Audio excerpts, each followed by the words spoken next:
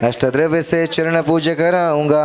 ओम vroom साक्षात विराजमान 108 उपाध्याय गुरुदेव श्रीमद विभंजन सागर गुरुदेव से चरणारविंदाय तथा श्रीमतः पादप्रक्षालनं कर्मते स्वाहा, पादप्रक्षालनं कर्मते स्वाहा, पुष्पमार्चनं कर्मते स्वाहा। साक्षात विराजमान परम पूज्य उपाध्याय गुरुदेव विभंजन सागर गुरुदेव मुनि महाराज गुरुदेव की जयकारा गुरुदेव का।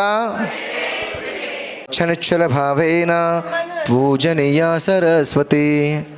सरस्वती नमस्तुभ्यं सदा सिद्धिर्भवतु मे सदा, सिद्धिर्भवतु मे सदा। बोलो द्वादशांशिनी वाणी माता की।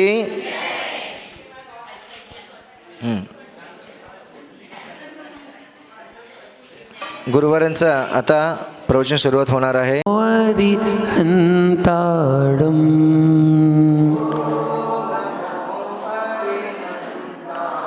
ओम नमो श्री सिद्धाडम।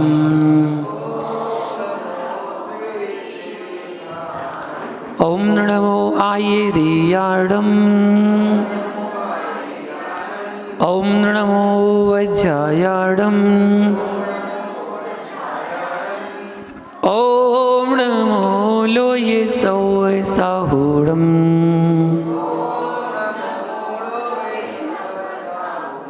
जय बोलो अनंतानंद सिद्ध परमेष्ठी भगवान ने की, मूल नायक श्री महावीर भगवान ने की, परम पूज गुरुदेव गणाचार्य श्री विराग सागर जी महामुनि राज्य की, चर्या श्रवण्याचार्य श्री विशुद्ध सागर जी महामुनि राज्य की, अहिंसा में विश्व धर्म की।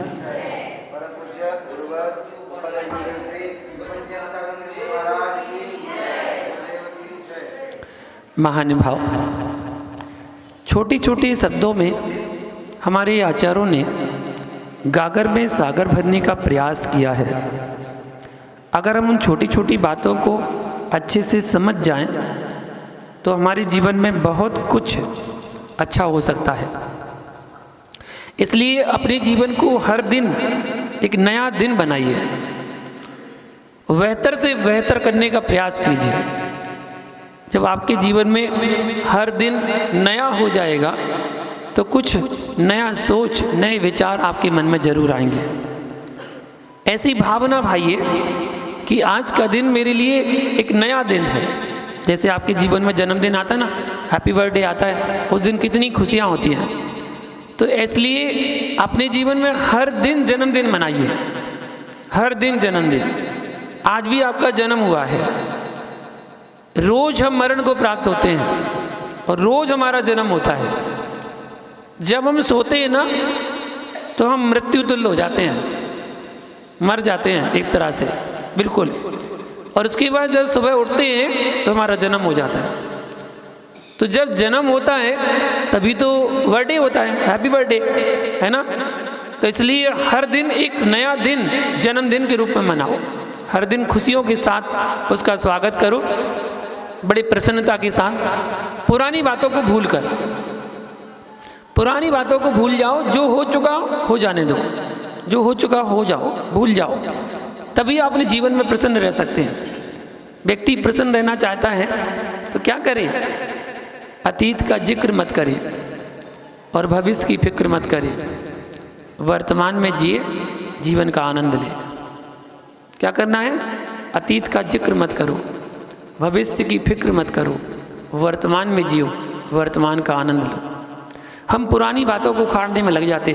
तुमने मुझसे उस दिन उस जगह पर ये शब्द बोले थे, लो उस दिन उस जगह पर ये शब्द बोले थे। इतना आपको याद है, इतना याद है आपको। और जिनवाणी पढ़ते हैं तो बोले हमें याद नहीं रहता, हमारा छह उत्सम कमजोर है, याद नहीं रहता। कोई भी स्तुति पढ़ते हैं याद ही नहीं होती। हम शास्त्र तो खूब पढ़ते हैं लेकिन याद नहीं रहता। अरे कैसे याद नहीं रहता? इतनी पुरानी बातें तो याद है आपको। 25 साल पहले किसने क्या कहा था वो तो सब याद है। इसलिए तो दुखी हो, इसलिए दुखी हो। अपने दिमाग को खाली करने की कोशिश करो। ये दिमाग अपना भरा पड़ा है।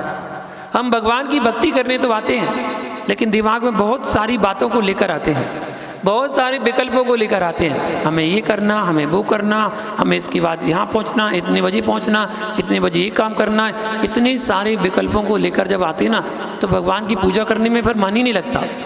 जो हम पढ़ रहे हैं ना, उस पढ़ने में ही सब कुछ लिखा हुआ है। 64 रिद्धि विधान अभी कर लिया आपने, 64 अर्घ चढ़ा लिए। उन 64 रिद्धियों के अर्घ चढ़ाकर आपने ये भावना भाई कि जो ये 64 रिद्धिधारी मुनिराज हैं उनको हम वंदन करते हैं, नमस्कार करते हैं। एक एक रिद्धि का बड़ा बड़ा अतिशय चमत्कार है। मुनिराज के लिए ही रिद्धियाँ होती हैं, श्रावकों को रिद्धियाँ नहीं होती। ध्यान देना, रिद्धियाँ मुनिराज को ही होती हैं और मुनिराज इसके लिए कोई प्रयास पुरुषार्थ प्रयत्न नहीं करते हैं, क्योंकि रिद्धियाँ हो जाती हैं, सिद्धियाँ की जाती हैं। अर्थ समझ में आ गया? सिद्धि और रिद्धि का मतलब क्या है? सिद्धि की जाती है, रिद्धि हो जाती है। सिद्धि तो करना पड़ती है, जब मंत्र का जाप करो, आराधना करो, एकाग्रता लाओ, उपवास करो, ऐसे सिद्धि होती है। मंत्र की सिद्धि करना हो तो ऐसे की जाती है, और रिद्धियाँ अपने आप हो जाती है। साधु मुनिगण अपनी साधना में संलग्न हैं, एकाग्रता से अपनी साधना कर रहे हैं, उन्हें रिद्धि अपने आप हो जाती है। उनको ज्ञात भी नहीं होता कि मुझे रिद्धि हो गई है। ऐसे ऐसे मुनिराज, मासोवासी मुनिराज आहारचर्या को निकल रहे थे। एक माँ गरीब घर की अपने बच्चे के लिए जन्मदिन मना रही थी। उसका जन्मदिन था और जन्मदिन में उसको खिलाने के लिए उसके पास कुछ भी नहीं था। वो सोची कि चलो आज तो बच्चे को खीर बना के खिला दें। तो किसी के यहाँ जब काम करने जाती थी तो वहाँ से चावल लेकर आई, एक जगह से दूध लेकर आई, एक जगह से चीनी लेकर आई, बस और तो कुछ उसके पास था नहीं। इतना ही था, उसने थोड़ा सा खीर बना ली। और थोड़ी सी जब खीर बनाई तो आप देखना, दो प्राणी, उसके पिता थे नहीं, माँ और बेटा, दो प्राणी खाने वाले, तो जितनी खीर बनी वो थोड़ी सी खीर बन गई। लेकिन उस भले वो धन से गरीब थी लेकिन मन से गरीब नहीं थी। उसके प्रबल पुण्य के भाव थे और उसने पुण्य भाव बनाकर ये भाव बनाए कि इसको मैं खीर को पहले मुनिराज को दूंगी, पहले मुनिराज को दूंगी, फिर मैं खाऊंगी, बच्चे को खिलाऊंगी। तो बच्चे से कहा कि बेटा एक काम करना, तुम यहीं रहना, दरवाजे पर बैठना, द्वारे पर बैठना, और मैं अभी आती हूँ। खीर बनके तैयार है, पानी थोड़ा रह गया है, पानी लेकर मैं आती हूँ, तुम जब तक यहीं पर रहना। वो खीर इतनी ही बनी थी तो उसने बराबर बराबर 3 हिस्से किए थे। एक हिस्सा मुनिराज का, एक हिस्सा बेटे का और एक हिस्सा अपना। ये 3 हिस्से उसने किए थे। पानी लेने के लिए वो चली गई।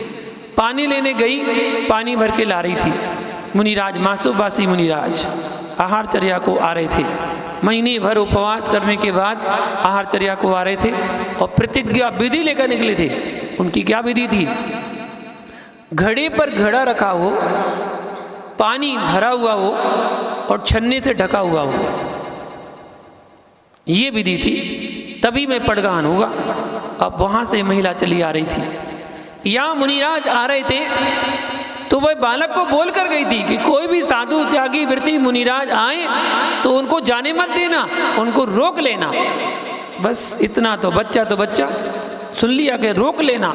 दरवाजे पर बैठा हुआ था, मुनिराज आ रहे थे। जैसे ही मुनिराज को आते देखा, सामने खड़ा हो गया हाथ फैला के। अब मुनिराज इस तरफ को जाए तो वो इस तरफ आगे कर ले, मुनिराज इस तरफ हो तो वो इस तरफ आगे हाथ फैला दे, और मुनिराज सामने से निकले तो वो सामने से खड़ा हो जाए। माँ ने कहा था जाने मत देना, माँ ने कहा था जाने मत देना, मैं नहीं जाने दूंगा। अब मुनिराज थोड़ा सा प्रयास करें आगे बढ़ने के लिए, क्योंकि वो आहारचर्या को निकले। तो बच्चा तो नग्न था, छोटा सा बालक नग्न था। अब जैसे ही मुनिराज आगे बढ़ने को हो सो वो फिर आगे आ जाए। अब ज़्यादा आगे बढ़ने की कोशिश करी तो पैर पकड़ लिए, बच्चे ने पैर पकड़ लिया, हम नहीं जाने देंगे। माँ ने कहा था जाने मत देना, मैं नहीं जाने दूंगा। तो अब मुनिराज तो मौन थे, बोल नहीं रहे।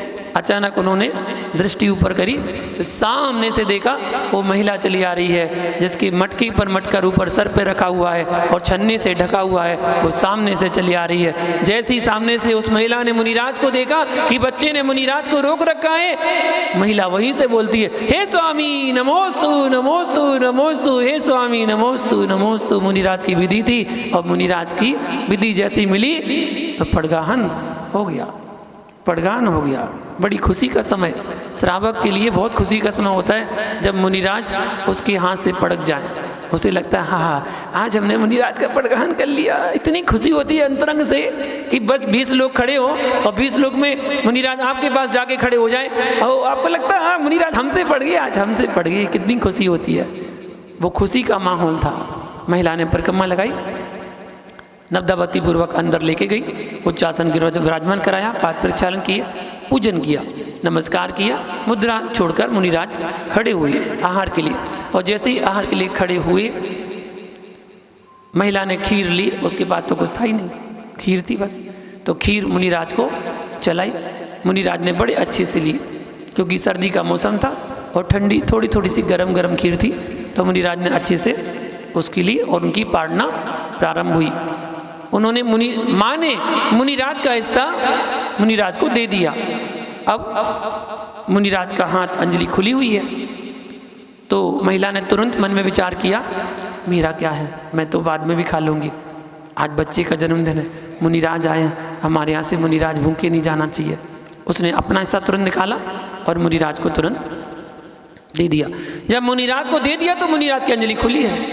मुनिराज अभी भी अंजलि किए हुए हैं। जैसे ही अंजलि की तो अब उसके मन में विचार आया तुरंत, अब मैं क्या करूं, बच्चे का आज जन्मदिन है, मैंने बच्चे के लिए खीर बनाई थी और बच्चे को ना दी तो बच्चा भी रूठ जाएगा।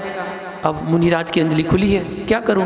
इतने में बालक ने माँ का पल्लू खींचा और माँ के पल्लू को खींच कर इशारा कर दिया, दे दो माँ। जैसे ही कहा दे दो माँ, जैसे ही कहा माँ प्रसन्न हो गई।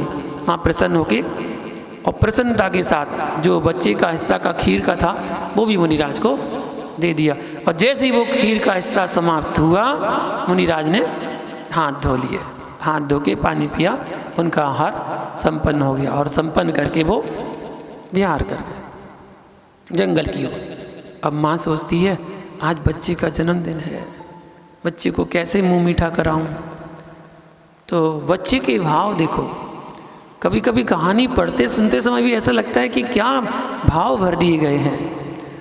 बच्चे की भाव देखो, बच्चा माँ से कहता है माँ माँ मुझे ना खुरचन बहुत अच्छी लगती है।